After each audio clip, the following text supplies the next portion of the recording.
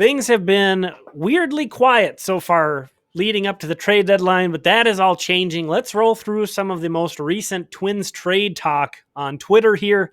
As you can see, we're going to start right from the top, get right into this with a report from John Morosi that the Twins are discussing José Berríos in trade talks with multiple teams, including the Padres and Dodgers. I said in my last video that my sort of feelings on whether or not Berríos was going to get traded have gone from maybe 25% heading into this month to they've teetered around 50%. And man, seeing stuff like this from big connected national reporters, seeing that the Twins are discussing Berríos with multiple teams, including two of maybe the most desperate teams in baseball in that NL West, man. You got the Giants, you got the Dodgers, you got the Padres. It is absolutely stacked division. And if there's anybody that's going to jump out and overpay essentially for Berríos, it's one of those three teams. Now, the Giants not mentioned in this report in particular. But that division picture could really push one of these teams in the division to go crazy. If especially Berríos maintains status as the top pitcher on the market, which it's Friday. Friday's the deadline. You know, you never know. Somebody might jump out and become a surprise seller and make somebody available. But by all accounts, it's certainly looking like José Berríos is the top guy in the market. And it really is starting to feel more likely than not he's going to get traded. Everybody has a price. I've said that too about José Berríos. My preference would be for them to keep him. I do think it's already going to be an uphill battle for the Twins to try to compete next year as is. If you take Berríos out of this equation, things become even more difficult to imagine. However, some of the guys that are being thrown out here, I'm not sure if this is actual, this is an interesting tweet because Morosi throws out some names of dudes. He doesn't really say that these are names being discussed in a trade. He just says this is an important question on Berríos trade talks. Would the Twins be interested in these two guys recovering from Tommy John surgery in Adrian Morejon of the Padres, a guy who throws like 97? He's out of Cuba. He has some major league experience, not a ton. He's a guy who would get right back onto the major league roster as soon as he's recovered from Tommy John, sometime probably middle of next year. Same with Dustin May around the same timeline. He also throws like 98, 99 miles per hour as a starting pitcher. He has a little bit more experience than does Morejon in the bigs. Dustin May, yeah, he's injured right now. He's recovering from Tommy John, but he's put together probably more impressive performances, a more impressive resume, more impressive stuff overall than José Berríos has. So, no, you wouldn't love acquiring someone who's hurt. It'd be a bit of a buzzkill from a fan perspective among, just having to wait for him to recover and then build his innings back up. But to get somebody like that, if that's a potential a piece of a Berríos deal, again, that's the sort of thing that makes you pause, even if you're like me and you really were not interested in, not motivated to move José Berríos. Let's put it that way. Throwing names like that around really makes you kind of stop and think. And it is a thing where these aren't guys who, you're getting who are in single A and it's going to be 3 or 4 years where you wait. These are guys who are recovering from injuries, but could be even more valuable than Berríos, in a couple of years ever was. A high risk, high reward strategy that would be there. But here, Aaron Gleeman of The Athletic kind of confirms that the Twins are not really motivated to trade José Berríos either. They're asking for a ton. Gleeman shares this from an NL front office staffer who says if they move Berríos, he'd be the best pitcher available, maybe the best player, period. They're going to get some big offers. So that right there, again, really makes me feel like, again, everybody has a price, and it sounds like there's going to be some team out there desperate enough to put a price out there that is willing to trade José Berríos.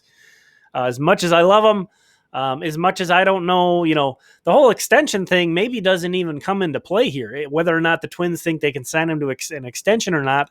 At a certain point, if a team absolutely blows you away with a trade offer, that part of the discussion goes out the window. So not too surprising to see a lot of talk about Berríos. Again, he's rumored to be one of the hottest names, maybe the best name on the trade market this year. But this is kind of surprising to me. The Twins for John Morosi here, the Twins have had preliminary trade conversations on Max Kepler with the Yankees. Well, you always got to be tricky on these. You got to really pay attention to the wording. The Twins have had preliminary trade conversations on Max Kepler. The Yankees are one possible fit. Correction there. Again, reading these as they're worded is very important. Potentially the Twins haven't specifically discussed them with the Yankees, but this is speculation. Who knows? and even this is sort of third-hand sources. The concrete data here, though, is that the Twins are having some preliminary conversations about Max Kepler. Max Kepler, it feels like he's having a down year.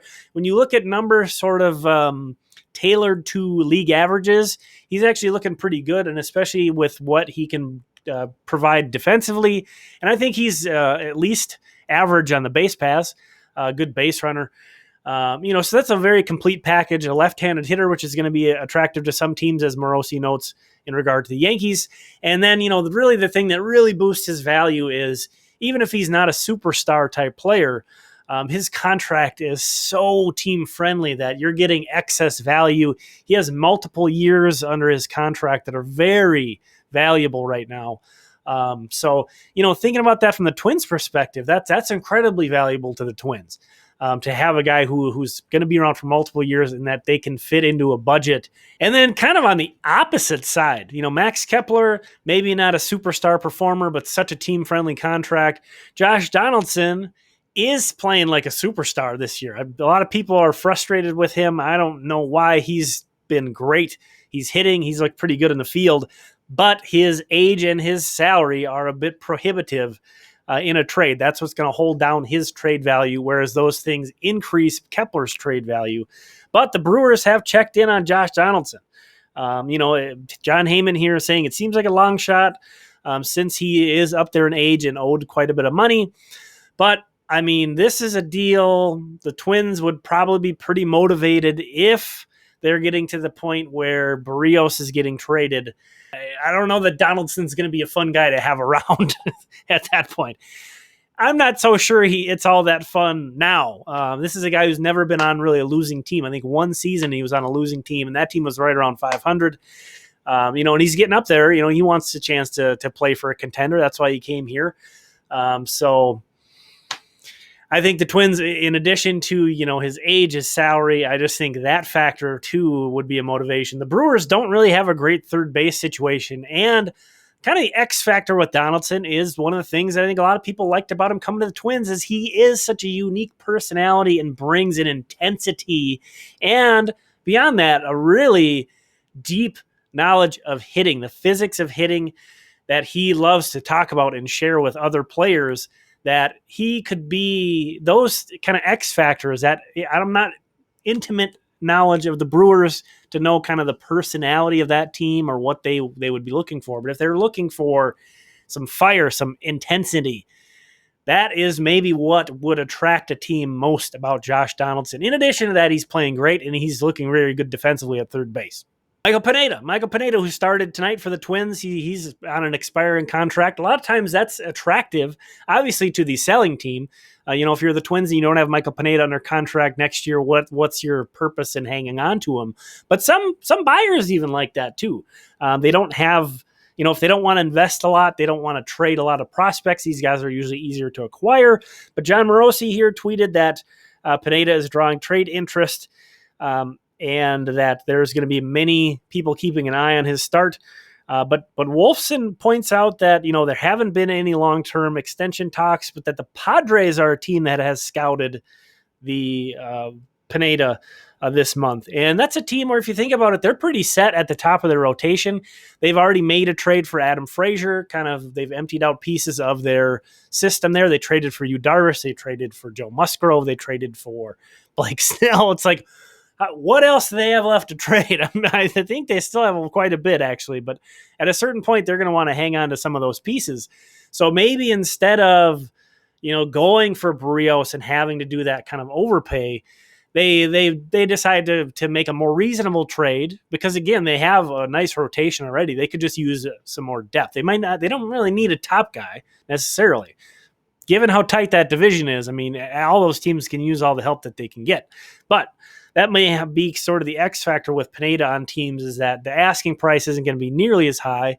And you know what you're getting for him. I'm recording this while he's starting. As long as he's showing that he's healthy and looking good, I don't know how much this performance tonight really matters. It's not like if he throws 7 shutout innings, all of a sudden the Twins are going to get that big of a package. Or if he gets shelled tonight, that the package is going to be all that much different. People know Michael Pineda is a very established product at this point. As long as he's looking healthy, that's really the only question mark with him. You're getting a solid but unspectacular major league quality rotation piece. So I didn't find any specific Taylor Rogers rumors, which was odd because we heard the report from Ken Rosenthal yesterday that it's likely he'll be traded. So that's certainly one situation that I didn't dig up a tweet on that's worth monitoring. But thank you so much for clicking on this video. Please leave me a like and subscribe for more Twins talk here on YouTube. We'll talk again soon.